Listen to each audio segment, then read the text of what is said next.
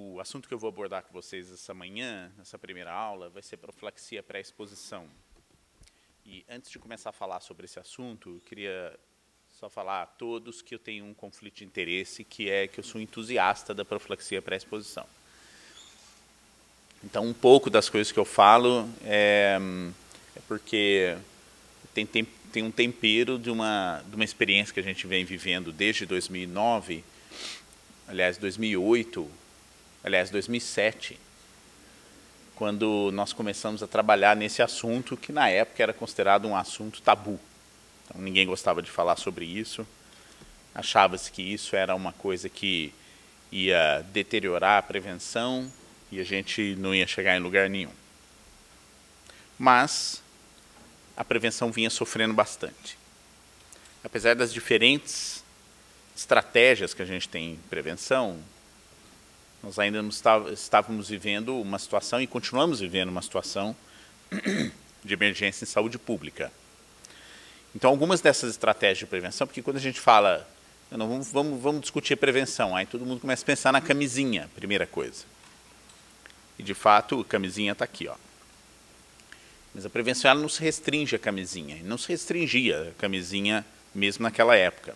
A gente ainda tinha o diagnóstico e tratamento de doenças sexualmente transmissíveis, o teste de HIV, que a gente vai discutir durante essa aula, mas, na minha opinião, hoje é a principal estratégia de prevenção que a gente tem.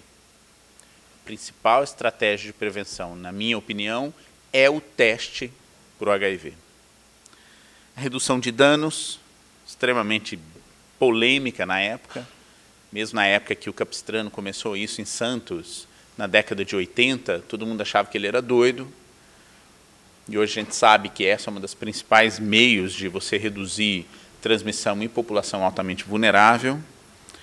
As vacinas não deram certo, nós tivemos algumas aulas durante essa semana, vocês viram a aula do professor David Watkins, com resultados que deixaram a gente muito desapontados em relação ao desenvolvimento de novas vacinas baseadas em células T.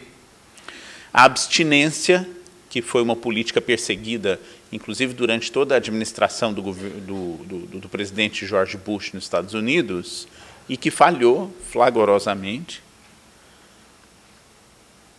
E a circuncisão masculina, que vem ainda sendo discutida e debatida, especialmente em locais onde a principal forma de transmissão, a transmissão dominante, é a transmissão heterossexual do HIV.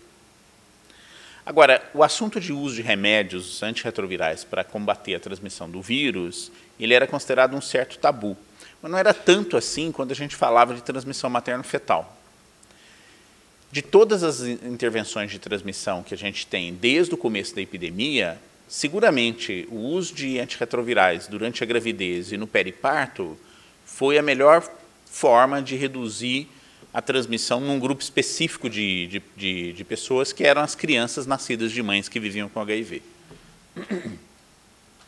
Essa estratégia conseguiu, já há muito tempo, praticamente nos locais onde se tem um bom acesso à saúde, eliminar a transmissão materno-fetal do HIV.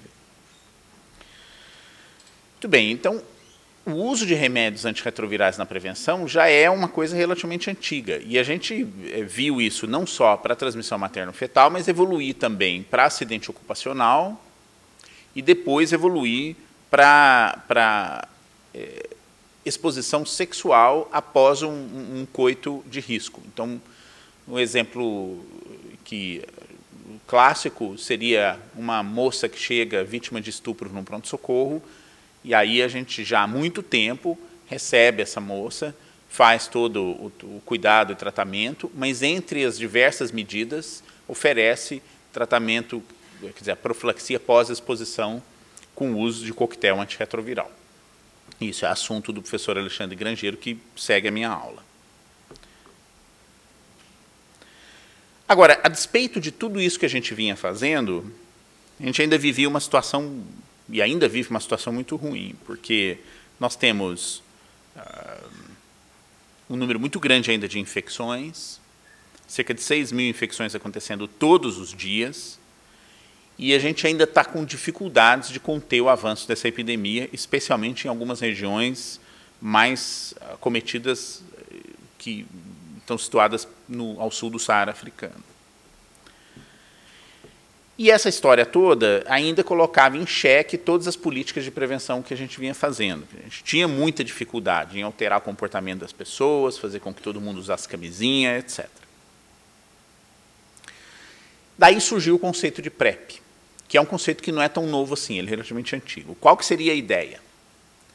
Se você tem uma determinada pessoa que ela tem uma exposição hoje de maior risco, passa, por exemplo, uma semana, tem outra exposição. Passa 2 semanas, outra exposição. Passa 3 dias, outra exposição. Mesmo essas pessoas são um grupo da população que a gente diz que é altamente vulnerável. E esses altamente vulneráveis, eles, se a gente adotasse, por exemplo, uma política de profilaxia pós-exposição, os períodos nos quais as pessoas teriam que ficar tomando o antirretroviral iam se superpondo um atrás do outro. Então, a gente tem alguns indivíduos que talvez fossem candidatos a fazer profilaxia pós-exposição quase que continuamente, dada essa sua exposição repetida em relações sexuais não protegidas. Então, numa situação como essa, começou a se debater o seguinte, mas espera um pouquinho, a gente está usando um esquema complexo, estamos fazendo esquemas de teste antes, depois, etc., e os períodos começam a se superpor. E a gente não tem como fazer esse acompanhamento de uma forma muito clara. Alguém sugeriu, se a gente fizesse uma profilaxia contínua nessas pessoas, ao menos no período que eles estivessem altamente expostos, porque aí criaria uma barreira medicamentosa, além das outras barreiras que a gente já possuía, que é o uso da camisinha, e aconselhamento e redução de práticas de risco, que poderia evitar o vírus se transpor. Então, seria o uso da medicação profilática por um período muito mais complicado, onde você escolheria um momento para dose 0 e, a partir dali, iria dando a medicação durante o período em que a pessoa estivesse sendo exposta. Então, quando acontecesse um ato de risco, o remédio já estava lá. Ele já ia fazer o seu papel, criando essa proteção. Mas o que aconteceu com essa ideia? Essa ideia foi muito rebatida, porque muita gente começava a dizer o seguinte, não, o que você está querendo fazer é substituir a camisinha. Não, o que você está querendo fazer é medicalizar a prevenção. Esse termo, toda vez que eu escutava, eu tinha uma reação muito ruim, me sentia muito incomodado, porque medicalizar foi um termo criado por várias pessoas, como se fosse uma forma até preconceituosa de falar do uso da medicação. Mas, olha, a gente já vinha usando medicalização, se é que a gente pode chamar assim, de prevenção em transmissão materno-fetal há décadas. Então, usar uma estratégia que era a melhor estratégia de sucesso na transmissão materno-fetal, por que não poderia ter resultado se a gente usasse numa transmissão sexual? Outro dia, numa discussão, acho que foi o Rico que falou, você usava essa prevenção protegendo um indivíduo dentro de outro, por que a gente não pode usar essa proteção no indivíduo com outro indivíduo que está fora do corpo dele? Então, esse conceito começou a quebrar o gelo, e aí começaram a surgir as ideias dos projetos de profilaxia pré-exposição. Então, vários estudos começaram. Então, começou um estudo no Camboja, começou um estudo em Botsuana, começou um estudo em Camarões, todos eles focados para redução, principalmente na transmissão do HIV em mulheres em relações heterossexuais. E todos os estudos foram um fracasso. Mas não foram um fracasso por causa do seu resultado, foram um fracasso porque eles tiveram problemas na sociedade onde eles foram conduzidos. Então, só para citar rapidamente esses estudos, uma contextualização histórica. No Camboja, uma colega nossa, que a gente colaborou há muito tempo, ela começou a fazer um estudo em profissionais do sexo que viviam no país. Num determinado momento, por não ter tido uma relação com essas profissionais do sexo, que fosse uma relação mais construtiva ao redor do estudo, alguns grupos de profissionais do sexo começaram a questionar que esses remédios poderiam causar problemas de saúde para elas. Isso criou uma reação em cadeia, até o ponto que os governantes do Camboja falaram: vamos parar esse estudo imediatamente, e interromperam o investimento que o estudo tinha feito no local. Em Botsuana, teve uma troca de governo. O ministro que entrou novo não gostava do ministro que tinha saído, mandou interromper o estudo, ele ficou parado 8 meses, perderam o segmento das mulheres, o estudo foi um fracasso. Em Camarões, uma organização não governamental foi visitar o local do estudo, um investigador levou eles para conhecer a região onde eles faziam o estudo. Saindo dali, era uma organização francesa, voltaram, criaram uma campanha contra os pesquisadores que estavam fazendo o estudo de profilaxia pré-exposição. Isso criou uma reação em cascata e acabou que o governo mandou interromper o estudo no local. O que essas experiências ensinaram os pesquisadores e a comunidade que estava interessada em profilaxia pré-exposição? Que você não consegue fazer um estudo se você não criar uma ponte de relacionamento com a comunidade interessada em participar. Você não consegue. E, por causa disso, a gente começou a fazer um estudo que tinha esse foco. Quer dizer, o Bob Grant, que é um pesquisador da Universidade da Califórnia em São Francisco, já vinha se interessando nisso há muito tempo, começou a fazer um estudo, mas agora numa população que vinha sendo colocada de lado nos estudos de profilaxia pré-exposição, que era de homens que faziam sexo com homens, mulheres transexuais e travestis. Então, ele veio com essa ideia, e a primeira ideia foi fazer o seguinte: vamos criar um projeto onde a gente cria uma relação com a comunidade, tenta fazer com que essa ponte seja estabelecida de uma forma muito mais fluida, até mesmo com a comunidade interessada em participar do estudo, como com a comunidade científica e a comunidade de pessoas que lidam com saúde pública. E, no começo, a resistência foi terrível. Muita gente achava que era um estudo antiético, e eu cheguei a ouvir isso várias vezes, inclusive aqui no Brasil. Mas o estudo foi conduzido e ele finalmente chegou, no fim de 2010, com seus resultados publicados, e mostrou que PrEP é eficaz. Então, o estudo foi publicado em dezembro de 2010, foi o primeiro estudo considerado o estudo marco no desenvolvimento da profilaxia pré-exposição, e ele partiu de um estudo fase 2 que ia ser feito somente na região andina, na América do Sul, que era Peru, para um estudo fase 3, que ia envolver não só Peru, Equador, Brasil na América do Sul, mas também envolveu África do Sul, Tailândia e Estados Unidos. Nesse estudo foram colocados 2.500 voluntários, homens que fazem sexo com homens, mulheres transexuais ou travestis, que recebiam, metade delas, e metade dos voluntários, uma pílula diária de tenofovir entristabina versus placebo. Era duplo cego randomizado, e numa análise inicial, 44% das pessoas estavam protegidas com o uso da pílula combinada. Quando saiu esse resultado, foi numa reunião em outubro de 2010, criou um certo desapontamento em todo mundo. Todo mundo achava que não tinha dado certo o estudo, porque só 44% é muito pouco. Como é que justificaria um estudo que teria que empregar um remédio continuamente com somente menos da metade das pessoas protegidas? E aí a reação foi, no começo, ainda muito de dúvida do resultado que a gente tinha conseguido, até que chegaram os resultados dos níveis de droga no sangue das pessoas e dos níveis de adesão ao uso da medicação. Então, somente pela informação se o remédio estava sendo tomado ou não pelo participante, a gente percebeu que esse número pulava de 44% para 73%. E quando a gente mensurava o nível das drogas no sangue dessas pessoas, que é a prova direta que elas estavam tomando a pílula de entristabina e tenofovir, a proteção subiu para 95%. E mais, num estudo aninhado de pessoas considerando todos os fatores de risco, essa proteção chegava a 99%. Então, conhecer melhor o resultado, saber destrinchar o que ele está querendo te dizer, trouxe de novo uma sensação de que a gente estava no caminho certo.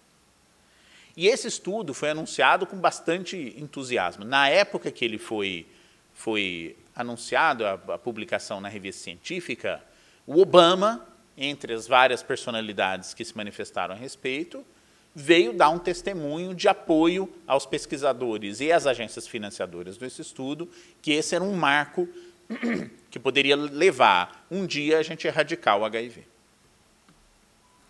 Outros estudos grandes se seguiram. O FEMPREP, que foi um outro estudo feito, mas principalmente em mulheres, mostrou que não teve eficácia nenhuma. E o FEMPREP saiu um pouco depois do estudo IPREX.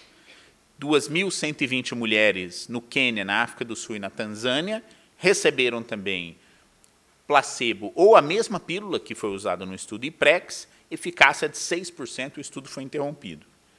Mas por que foi interrompido? Aí a gente já tinha experiência do IPREX. Quando eles foram olhar os níveis de medicação no sangue das mulheres que participaram do estudo, tinha uma baixíssima adesão ao uso. Isso é uma coisa que a gente talvez ainda possa discutir mais. Por que o uso do remédio nas mulheres é menos eficaz que o remédio nos homens? Então, a primeira possibilidade é uma baixa adesão. E a gente pode falar um pouco mais sobre isso depois. Mas existem outras explicações potenciais biológicas. Outro estudo que saiu foi o TDF2. Ele foi um estudo realizado em 1.219 casais heterossexuais em Botsuana. Não é aquele estudo inicial, é um outro estudo. E nesse estudo duplo cego controlado com placebo, 62,2% de eficácia. Então, o resultado acabou ficando melhor do que o estudo IPREX, de uma forma geral. Sendo que foi mais eficaz em homens, 80%, do que em mulheres, 49%. Um outro estudo ainda saiu, na mesma época, que foi o estudo Partners PrEP. E nesse estudo, bem maior, 4.747 casais sorodiscordantes, no Quênia e Uganda. 62% do soro positivo, do soro negativo era homem. E nesse projeto se observou que eram 3 braços, um braço só com tenofovir, 67% de redução de infecção, no braço com a pílula combinada tenofovir entre estabina, 75% de redução, sendo que quando você comparava esses 2 braços um com o outro, não tinha diferença estatisticamente significante, mas ambos eram muito superiores ao placebo. E um último estudo que saiu esse ano, que é o estudo VOICE, que é profilaxia pré-exposição mulheres africanas. Ele foi um estudo que mostrou que em 5.029 mulheres da África do Sul, Uganda e no Zimbábue, 5 grupos analisados, o primeiro deles só com tenofovir oral, o segundo deles tenofovir mais entrestabina, o terceiro deles tenofovir gel vaginal, o quarto deles placebo oral e o quinto deles placebo gel vaginal. Ausência completa de proteção, sendo que nesse caso aqui, o estudo também foi interrompido por futilidade. Agora, por que esses resultados, então, são tão diversos entre um estudo e outro? Então, nesse gráfico aqui, dá uma noção bem clara do que está acontecendo. No eixo Y, a gente vê a eficácia conseguida no estudo, nos diferentes braços do estudo, então cada pontinho é um grupo é um braço do estudo que participou. E no eixo X é a concentração, é a percentagem de participantes com drogas detectáveis no sangue. Então não há dúvida. Tem uma relação quase direta entre uma coisa e outra. Quanto mais se usa, melhor a eficácia. Quanto menos se usa, menos eficácia até chegar a 0. Então, esses estudos aqui, eles apontam que o grande obstáculo da eficácia da profilaxia pré-exposição é a pessoa tomar o remédio.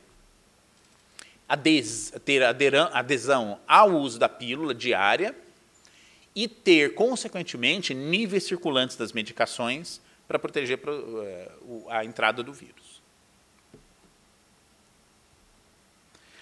Agora, por que ele é tão melhor em homens que mulheres? A primeira coisa que salta aos olhos é que a adesão de homens à profilaxia pré-exposição é maior. E por que talvez seja maior? A gente ainda não tem ao certo a ideia. Mas uma das possibilidades é que o homem que é candidato a fazer estudos em profilaxia pré-exposição, ele acaba concentrando uma população que tem um número de parceiros muito maior, parceiros ou parceiras. Então, consequentemente, a motivação de participar do estudo desse é maior. Nas mulheres, a gente não encontrou ainda a fórmula ideal dessa motivação, de fazer com que elas usem o remédio regularmente. Agora, uma outra coisa também que a gente percebe é que a concentração, especialmente do tenofovir, nos tecidos, mostra que ele tem uma preferência para concentrar na mucosa retal. E por que ele tem preferência para concentrar na mucosa retal? Quando você pega esse comprimido de tenofovir de proxilfumarato, a gente toma 300 miligramas dele. Se você se lembrar, agora tem, não sei se vocês sabem disso, tem uma nova fórmula do tenofovir que o fabricante está desenvolvendo, que tem uma absorção muito melhor. E lá tem 30 miligramas de tenofovir. Então, a diferença dessas duas formulações é que, na verdade, o tenofovir de proxilfumarato ele é muito mal absorvido. Então, para você chegar a alguma equivalência do 30 miligramas dessa nova forma de tenofovir, você precisa de 300 do tenofovir velho. O que significa isso? Que 90% da concentração do tenofovir que está na pílula passa direto pelo estômago e intestino e sai junto com as fezes. Isso, muito provavelmente, facilita a concentração do tenofovir no tecido retal, que é a principal forma de aquisição do HIV pelos homens que participaram nesses projetos de profilaxia pré-exposição. Então, é possível que, pelo fato de eles concentrarem mais de 100 vezes na secreção retal do que na secreção vaginal e outros tecidos cervicais, facilita a prevenção da transmissão do HIV entre homens, especialmente homens que fazem sexo com homens, que têm relação anal receptiva sem proteção.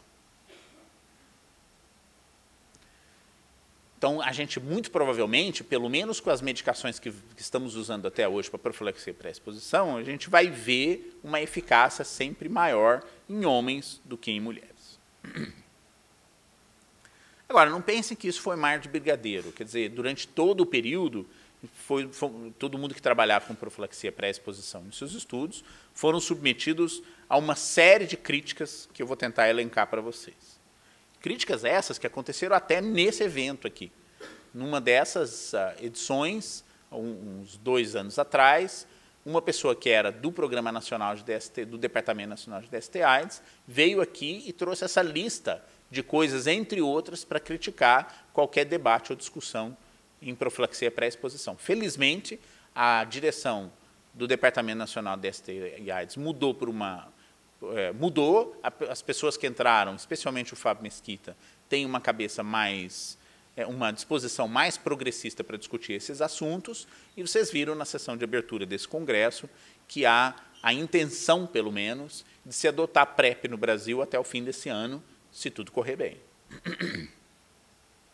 Então, a primeira pergunta, será que profilaxia pré-exposição aumenta o risco?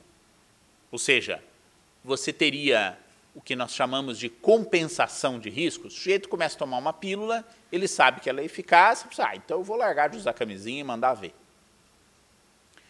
Até agora, todos os estudos que foram publicados não mostraram isso, eu vou tentar demonstrar isso para vocês depois. Será que você poderia ter uma indução de um aumento de resistência com o uso de uma medicação? Qual que é a segurança dessa medicação a longo prazo? E se existe essa medicação que poderia ser usada a longo prazo, será que a gente não poderia ter regimes alternativos de uso desses remédios, que evite, por exemplo, ter que tomar ele todos os dias? E como é que a gente pega essa medicação e esses resultados desses estudos que foram publicados em estudos clínicos randomizados controlados com placebo e que a gente possa aplicar eles na prática do dia a dia?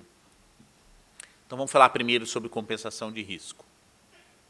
No IPREX, no resultado que a gente ajudou a desenvolver, nós não vimos uma compensação de risco, pelo contrário. Então, se você olhar aqui no começo, 60% dos participantes que procuraram o estudo para serem voluntários diziam que tinham tido, nas últimas 12 semanas, uma relação anal receptiva não protegida.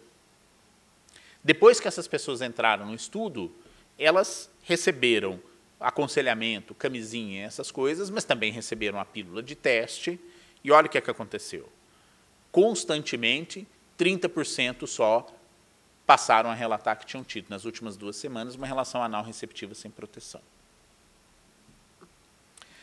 Mas aí o pessoal fala assim, olha, não, mas numa situação como essa, eles não sabem o que eles estão tomando, então eles vão se proteger de qualquer jeito. Mas esse estudo teve 2 fases. A fase randomizada cega, que as pessoas não sabiam o que estavam recebendo. Depois que o resultado foi anunciado, teve uma outra fase. Foi a fase aberta, onde todo mundo era convidado a continuar no estudo e podia tomar, se quisesse, a pílula de tenofovir e entristabina. E o que aconteceu? Na fase aberta, onde as pessoas estavam recebendo a pílula, a gente não observou outra vez compensação de risco. Então, as pessoas mantinham, na mesma proporção, a informação de que elas tinham tido ou não uma relação anal receptiva sem proteção, que é considerada a exposição de maior risco na aquisição do HIV. Então, vocês estão vendo ali, ao redor de 30% das pessoas, como na fase randomizada, tinham tido relação de maior risco.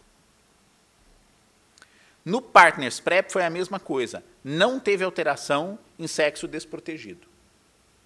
E esses dados agora vêm sendo acumulados para os outros estudos que estão sendo feitos. Resistência. Será que a gente induz aumento de resistência se alguém pega o HIV tomando profilaxia pré-exposição? E o que a gente ficou sabendo até agora é que é um evento extremamente raro. Nós tivemos 9 casos em 243 soroconversões que ocorreram nos estudos de pessoas que tinham algum tipo de resistência no momento da aquisição do HIV.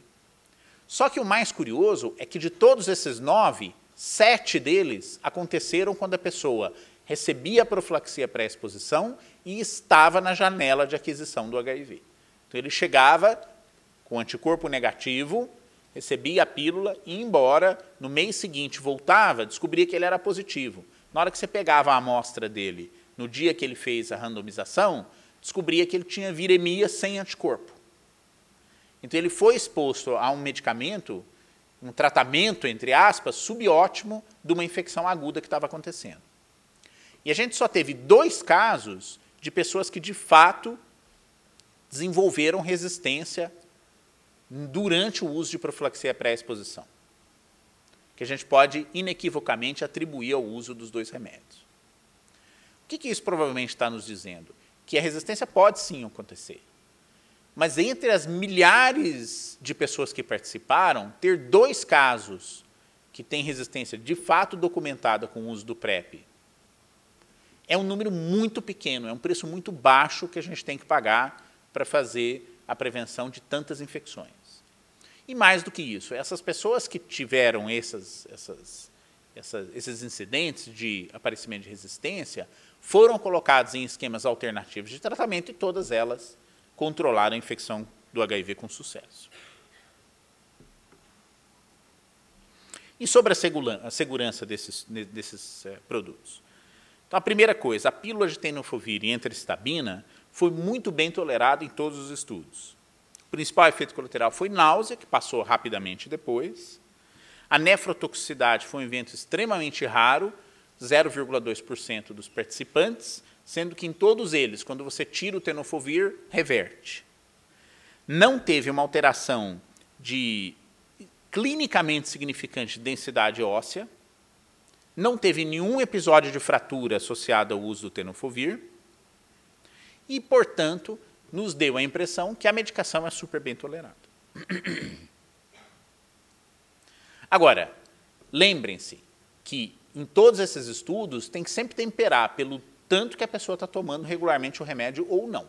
Então, a gente tem sempre essa dificuldade, e é uma dificuldade que ela vem sendo estabelecida desde o começo do uso de antirretrovirais, inclusive para tratamento, que as pessoas não necessariamente usam a medicação regularmente. E que tal sobre regimes alternativos de uso da medicação? Então, essa é uma análise que foi feita depois do estudo IPREX, nos resultados que tivemos de nível sérico, e o que foi observado foi uma coisa muito interessante. Do lado, no eixo Y, vocês estão vendo aqui, é a incidência de HIV por 100 pessoas ano observada durante o estudo. E no X, é a concentração do remédio no sangue das pessoas, que é equivalente a tomar 2 pílulas somente por semana, 2 a 3 pílulas por semana, 4 a 6 pílulas por semana, ou a 7 pílulas por semana, ou seja, a aderência perfeita, adesão perfeita. Quando a gente faz essas projeções, a gente observa o seguinte, que a proteção para as pessoas que estão tomando 7 pílulas por semana foi 100%. Nenhum caso de infecção. Quem estava tomando de 4 a 6 pílulas por semana, 100%. Nenhum caso de infecção. Quem estava tomando 2 a 3 pílulas por semana, 84%. E quem estava tomando menos que 2 pílulas por semana, foi 44%. E quem estava com 0, foi 0. Olhando para esse gráfico, já dá a clara sensação de que talvez a gente não precise de que as pessoas tomem todos os comprimidos por semana que ele precisa tomar, ou seja, 1 pílula por dia. Será que regimes alternativos não poderiam ser eficazes? Então, essa questão ainda está em aberto para ser respondida em próximos estudos, ou seja, regimes alternativos. Mas um regime alternativo foi testado nesse estudo chamado IPERGAY, feito na França, onde eles questionaram justamente isso, que as pessoas não tomam remédio direito. Então, que tal se a gente pegasse as pessoas sob risco, colocasse metade delas recebendo o esquema de prevenção habitual e a outra metade delas recebendo um esquema alternativo de entristabina e tenofovir na prevenção. Que esquema que é esse? 2 pílulas até de 2 a 24 horas antes de uma relação sexual, 1 pílula 24 horas depois e 1 pílula 48 horas depois. Seria o que eles chamam de profilaxia sob demanda. Ou seja, a gente vai ter uma relação, ele põe a pílula na boca e toma durante 2 dias depois. E o que eles observaram foi um resultado impressionante, 86% de redução de infecção. Vocês estão vendo aqui, olha, com uma relação custo-benefício extremamente favorável. Para cada 18 pessoas que você faz a prevenção, uma delas vai se proteger, o que é considerado uma relação extremamente favorável por uma intervenção de proteção. A adesão foi variável, mas, em média, nesse grupo de alta vulnerabilidade, eles usaram 16 pílulas por mês, o que reduziria em cerca de metade no grupo do uso da medicação. E a segurança também foi muito boa, como vista nos outros estudos de profilaxia pré-exposição.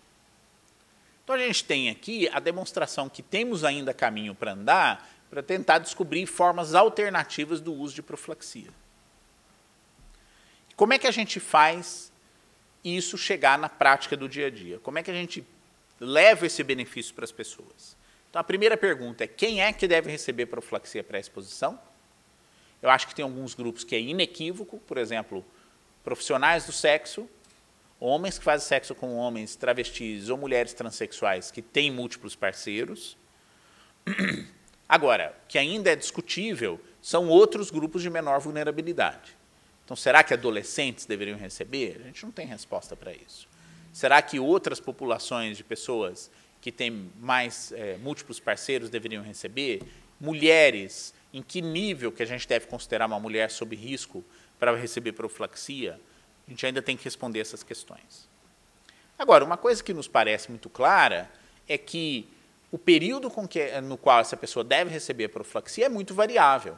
Então, vocês estão vendo aqui um gráfico onde está pintado em cor de abóbora, quer dizer, cada linha é uma pessoa ao longo do tempo. Em cor de abóbora é quando ela referiu que teve uma relação anal receptiva sem proteção. E, na cor mais clara, ela não teve uma relação anal receptiva sem proteção. Então, como vocês estão vendo, em diferentes pessoas que participaram no projeto, isso é muito variável. Algumas pessoas passam por períodos de alta atividade de risco, depois cai essa atividade ou ela até vai embora. E eu acho que é isso que mostra que PrEP, muito provavelmente, não é para sempre ninguém, como muita gente chegou a aventar. Quer dizer, você tem que identificar o período onde a pessoa está sob maior risco para ela receber profilaxia pré-exposição. Agora, como é que a gente vai fazer isso na prática do dia a dia? Então, esse é um caminho que a gente está trilhando agora. Então, as colegas da Fiocruz entraram em contato com a gente quando estava acabando o IPREX-OLE e falaram assim, olha, vamos fazer um estudo para avaliar a PrEP no Brasil, que é o chamado PrEP Brasil. Então, vários dos membros da equipe da USP do PrEP Brasil estão aqui. É um estudo de implementação de uso de PrEP. Todo mundo receberia profilaxia pré-exposição, uma pílula por dia.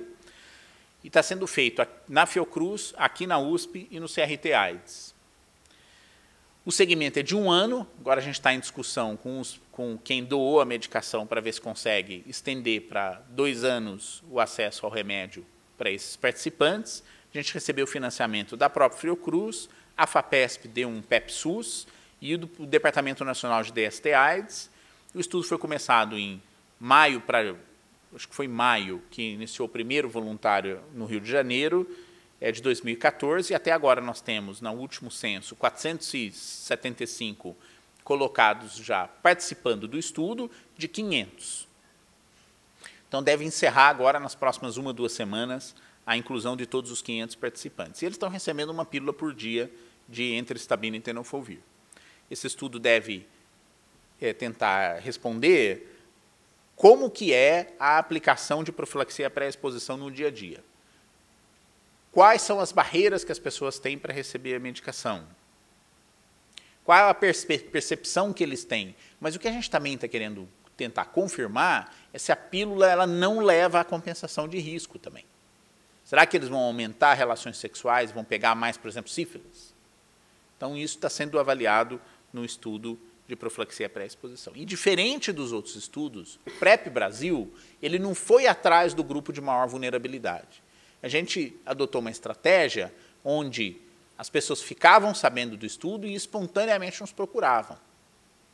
E o que aconteceu foi uma coisa muito curiosa, que no começo a gente tinha uma dificuldade de inclusão de voluntários.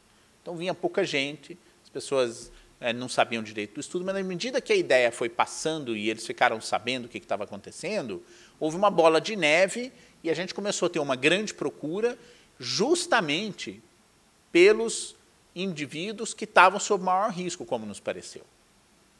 Então, eram pessoas que tinham um comportamento de maior risco, tinham um uso muito irregular de preservativo e nos deu a oportunidade de tanto oferecer a profilaxia pré-exposição, mas como criar maneiras de melhorar a prevenção contra a transmissão do HIV, inclusive oferecendo camisinhas e aconselhamento. Isso é uma coisa que é importante que se diga, nenhum programa de PrEP vai ter eficácia se ele não for acompanhado por uma medida completa de prevenção. Achar que dá só um comprimido do remédio na porta de uma farmácia vai resolver o problema, não vai. Você tem que acoplar isso a um acolhimento, aconselhamento, teste, que é fundamental. Não existe profilaxia pré-exposição sem teste. Toda vez que ele vai tirar o remédio, ele tem que fazer o teste rápido. Só dessa forma que você consegue chegar à eficácia de PrEP que a gente viu nos resultados dos estudos anteriores. Então, para resumir, PrEP é segura, PrEP é altamente efetiva, PrEP é efetiva em termos de custo-benefício, e a gente ainda tem que responder quais são as populações melhor candidatas para fazer o estudo, a gente já sabe, a gente precisa saber que outras populações talvez a PrEP tenha que abraçar. A gente ainda, no dia a dia, vai ter alguma compensação de risco, precisamos de mais dados para responder essa questão, e qual que é a melhor forma de transpor todo esse conhecimento de profilaxia pré-exposição, que chega a 100% de proteção, para a prática do dia a dia.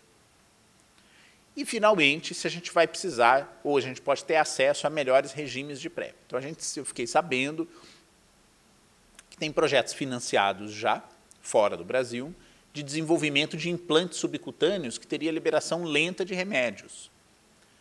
Vocês viram um estudo que saiu na Nature, cerca de um mês atrás, daquela injeção do vírus, adenovírus modificado, que teria incorporado no seu genoma a transcrição e, portanto, produção de um anticorpo monoclonal, um pseudo-anticorpo monoclonal que poderia proteger contra o HIV e teve eficácia nos macacos de praticamente 100%. E eu acho ainda que é possível que a gente tenha esses implantes subcutâneos de liberação lenta ao ponto de ficar liberando medicação protegendo contra a PrEP por 1 ano, por exemplo. Então, talvez este seja um caminho que a gente ainda tenha que perseguir. E veja, que vacina que vai ter proteção de 100%? Se a gente está com tanta dificuldade para desenvolver uma vacina contra o HIV, como é que a gente vai abater profilaxia pré-exposição?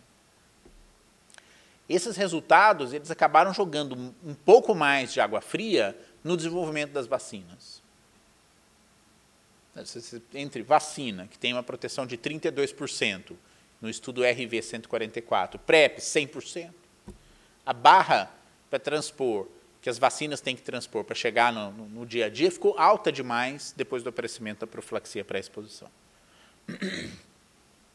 Eu queria agradecer todos os participantes aqui na USP do estudo IPREX, que fizemos essa fase, da fase randomizada e a fase do IPREX-OLE, também os participantes do nosso time do IPREX, do PrEP Brasil, que preciso fazer um slide para botar, todos os centros que participaram do estudo IPREX também, que fez esse estudo, que foi o grande marco na mudança da percepção da eficácia da profilaxia pré-exposição na infecção pelo HIV.